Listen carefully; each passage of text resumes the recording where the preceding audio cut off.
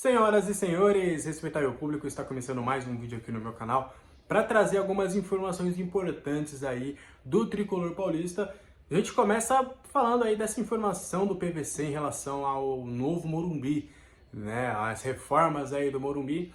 A diretoria do São Paulo, do presidente Júlio Casares, fez algumas reuniões anteriormente, né, com o governador de São Paulo, Tarcísio de Freitas, para falar de algumas obras no entorno do estádio e já aproveitou, né, para ter algumas reuniões em relação ao famoso córrego que passa por baixo do Morumbi. É por isso que não dá, que o Morumbi é tombado, que não dá para fazer nenhuma obra por conta disso. E é o Casares viabilizando toda essa situação para que, quem sabe, né, em 2024 já comece aí uma reforma no estádio do Morumbi. A diretoria está tratando toda essa situação com cautela, né? Não há nenhuma pressa em relação a isso, justamente para que consiga sair do papel. O São Paulo já está buscando, inclusive, fundo de investimentos, alguns parceiros que possam ajudar na viabilidade financeira dessa situação. Em um primeiro momento, a ideia não é tirar nenhum valor do que o São Paulo já tem hoje, ou seja, criar uma dívida nova para o São Paulo. A ideia é de viabilizar alguns parceiros para que realmente consiga fazer com que esse projeto saia do papel, né? E aí, com isso, o anel inferior desceria um pouco mais, se aproximaria do gramado, então eliminaria aquela faixa de atletismo. Eu esqueci aquela pista, melhor dizendo, aquela pista de atletismo que tem em volta do estádio do Morumbi, que é uma conversa que já vem se falando há um bom tempo, né, sobre descer, tirar a pista de atletismo e tudo mais. E aí aquela pista de atletismo não existiria mais, um projeto bem parecido com o que teve o Monumental de Núñez lá no estádio do River Plate, lá da Argentina. E aí também aumentaria a capacidade de público do estádio do Morumbi, passaria para 80 mil torcedores.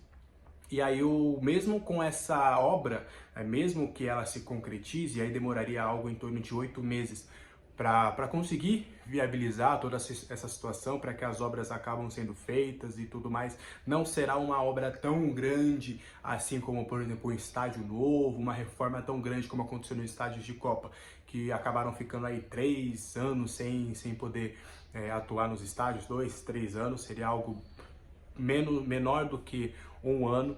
E aí a ideia é que, mesmo com essa reforma, manter alguns setores populares, né? Pelo menos 14 mil pessoas ali seriam do setor popular, que tem sido uma das coisas positivas aí dessa gestão do Júlio Casares, de aproximar o público que tem menos condições, né, mas que é apaixonado pelo seu clube, poder sempre frequentar o Morumbi. Aí tem toda a frase do mais popular, porque realmente hoje o povo, a maior parte do povo está no estádio do Morumbi. Mas isso aí é uma ideia do sonho, digamos assim, né, da cabeça, do sonho, do vamos pensar nisso, saiu pelo menos desse cenário, para que agora vamos começar a trabalhar para viabilizar esse acordo.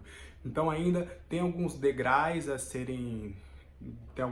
a subirem ainda, né? Tem alguns passos a serem evoluídos para que de fato comece uma situação, mas a diretoria, o Júlio Casares, já está trabalhando realmente para viabilizar toda essa situação. E vocês puderam acompanhar, né? O Baby, o presidente da torcida independente, tem falado sobre isso. O Júlio Casares, nas entrelinhas, também deixou algo vazar nesse sentido ali, com algumas indiretas, falando: o estádio é tão grande, mas não comporta a nossa torcida. Vocês vão lembrar de algumas postagens aí anteriores do Casares, e é tudo por conta dessa ideia de aumentar a capacidade de público do estádio do Morumbi, fazer uma reforma para que aproximem-se os lugares do estádio. E aí, para 2024, a ideia já seria ter esse estádio reformado. E aí entra a situação onde o São Paulo vai jogar, né? Tem uma situação de poder atuar algumas partidas no estádio do Pacaembu, mas tem a situação do estádio. Ele vai ser novamente aberto para 2024, mas com uma capacidade reduzida.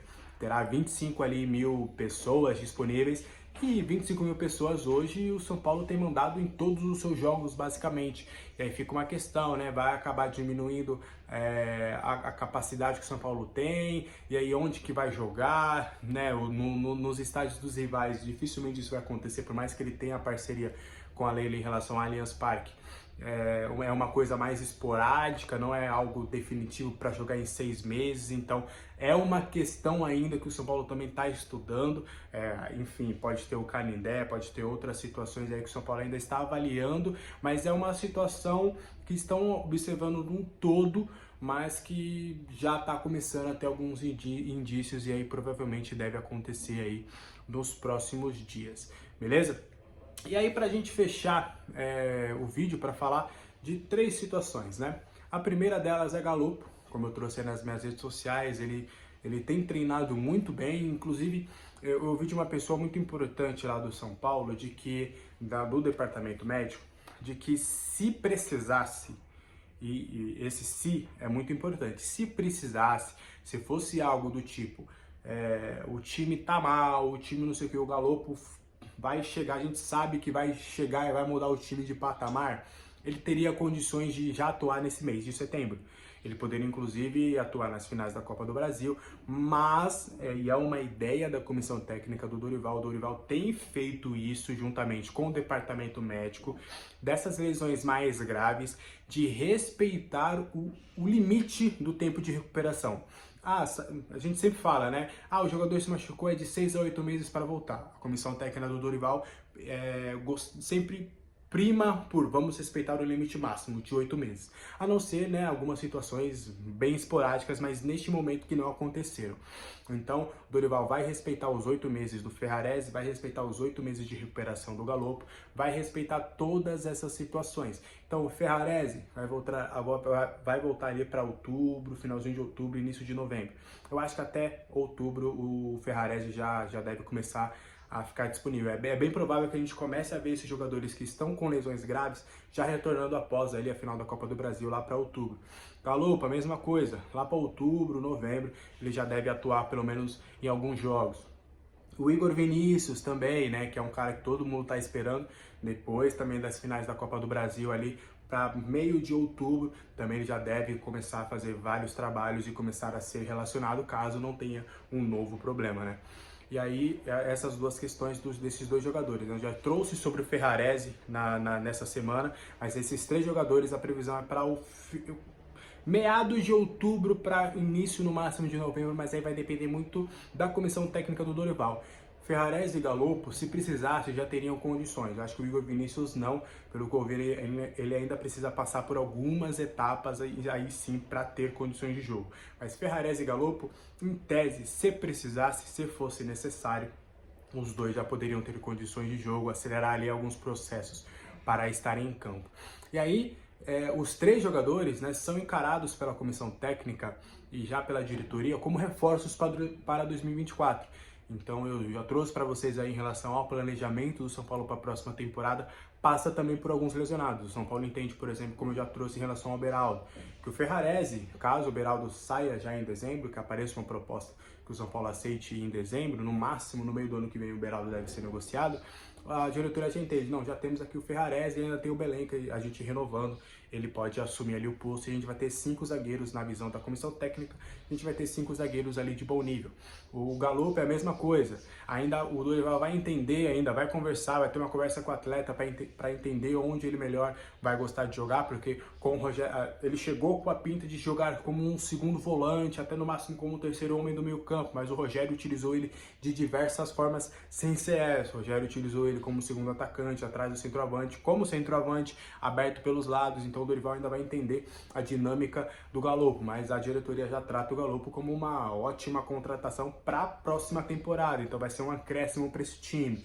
O Igor Vinícius, mesma coisa, o São Paulo hoje já tem alguns laterais, sim, mas ainda tem o Igor Vinícius também que pode reforçar, então mesmo que aconteça alguma situação onde o Rafinha não renove, que eu acho que é bem provável, e eu trouxe para vocês aqui com exclusividade sobre a renovação do Rafinha. É bem provável que ele renove, ele vai conversar com a família, vai entender alguns cenários, mas é bem provável que ele renove o seu contrato por pelo menos mais um ano. Mas caso o Rafinha fale, não, eu quero ir para a Alemanha, não vou, por questões assim, não quero renovar, vou me aposentar, que seja, o São Paulo entende que mesmo assim não vai precisar de um lateral direito, porque já tem Natan, o Moreira que faz aquele setor, e aí teria a volta do Igor Vinícius para a próxima temporada. Beleza? E aí só pra gente fechar rapidinho, eu falei que eram 3 temas sobre a arbitragem, né? definida. Anderson Daronco apita o primeiro jogo lá no estádio do Maracanã e o Braulio Machado apita o confronto de volta, a grande finalíssima, a grande decisão no estádio do Morumbi. Tem torcedor de São Paulo aí que ficou meio olhando torto aí para essa escalação, até muito mais pelo Daronco, porque realmente o Daronco tem se envolvido em lances polêmicos aí nas últimas partidas. Mas enfim, eu deixo espaço aqui nos comentários para você comentar o que você achou dessa escalação da arbitragem para as finais da Copa do Brasil. A qualquer momento eu volto com mais informações. Um abraço, tchau!